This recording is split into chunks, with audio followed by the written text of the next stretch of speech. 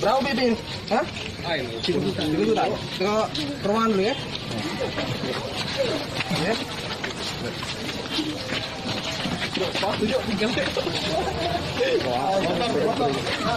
Begini. Ya. Jadi kamu nih mana? Ngaku polisi. Polisi. Udah berapa tahun? 3 tahun. 3 tahun. Dinas di mana? Di Polda. Di Polda. Bagian apa? Intel narkoba. Hah? Intel narkoba. Intel narkoba. Jadi ditangkap di mana tadi? Di sinilah. Jam berapa? Nah, lo gua keruan jam berapa? Nah, tangkap di sini. Ngapo kamu di sini? Ngurus siapa? Nah, tadi kan calon yang istri aku ini Yang mana istri kamu? di pegawai dia nih di Singapura.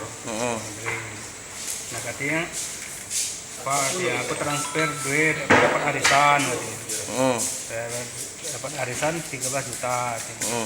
Nah, ini beli kalang emas katanya. Nah, di sisi itu Ibu korban itu. untuk anak-anak. Terus? Bawa saja untuk anak-anak. Siapa yang ngirim ini? Serombongan.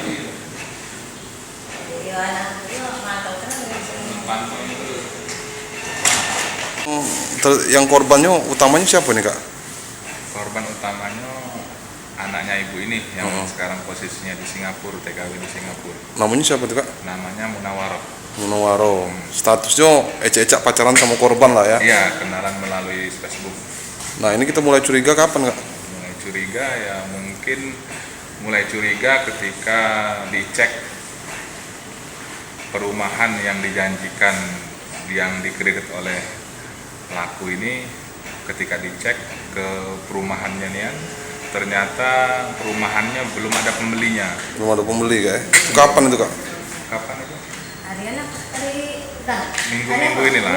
Minggu-mingguin lah. Nah, minggu-minggu ini. Berarti si pelaku ini sudah ditransfer korban duit berarti? Sering DP-nya 10 juta.